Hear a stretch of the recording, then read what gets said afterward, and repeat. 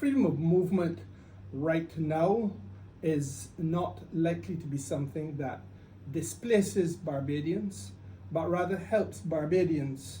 And I say that simply because of the fact that right now our unemployment level in Barbados is at 6%.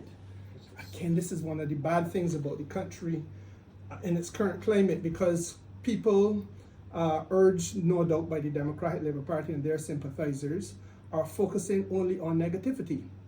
The truth of the matter is that I know of no time in my living experience that we have had unemployment as low as 6%.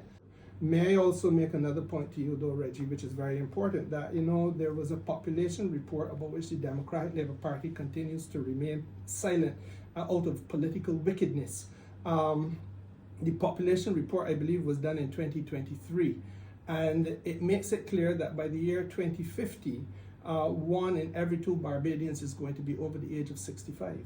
1 in every 2, which simply means, therefore, that we are about to face, if we don't have more people coming into Barbados, paying taxes, making contributions to the NIS, etc., we're going to have a situation where the drag on the fund itself, because of the level of claims on dependency, because people are getting older and not younger, is going to be more than we can manage. So we have to broaden the base of the employment in the country, and that is absolutely critical. And I heard the opposition leader a couple months ago speaking about the hotels you spoke about and how he saw persons who are non-nationals working in these places, etc., and they're having not in Beijing, he said, if I'm not mistaken. I stand corrected, but pretty much hinting to that.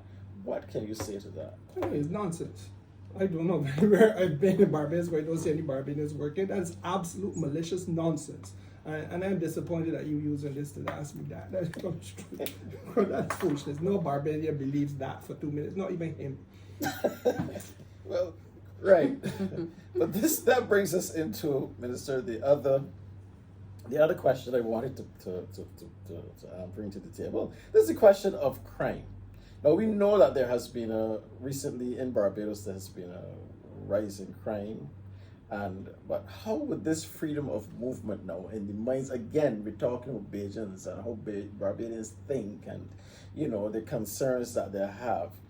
How would this impact, persons are asking, how would this impact on the whole crime experience in Barbados?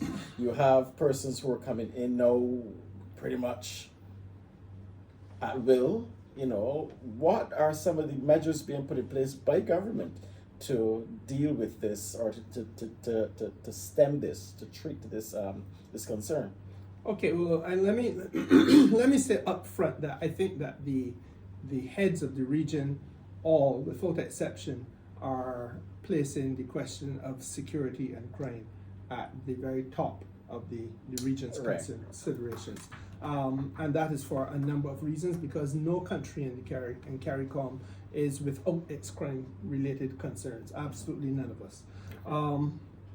And so therefore, as you talk about free movement, it is a legitimate issue. But also, let me say to you what I think a lot of people do not know.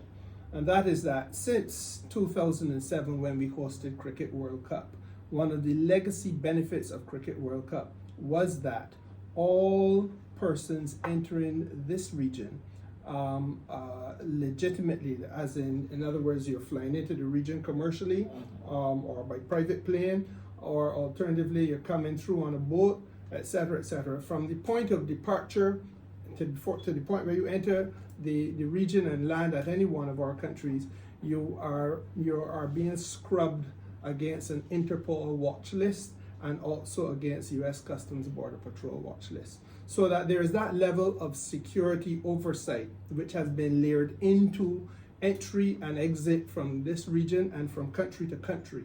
So if, say, for example, I believe that a fellow called Reginald Knight is a man who is alleged to be associated with the criminal underworld in any particular endeavor, and then as he checks in at the airport, I can scrub his name, or I have his name scrubbed on the watch list, and I see the concerns raised against him.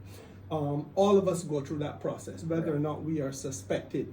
Then once you are suspected or are known, then another tier of examination and scrutiny is applied to you. And if you're landing in Barbados, the Barbadian authorities are notified. And if you're going to go on to Dominica, the Dominican authorities are notified. So it is a matter that is far more carefully applied and scrutinized than people take for granted. I don't say that to say anything other than that. I think we can be a lot more comfortable than perhaps at first instinct you might be, because even as we speak, all of those security concerns have been in place and will continue. In fact, they will only be built out. The architecture to make us, I think, tougher on matters of intelligence and more adequately equipped is being put together.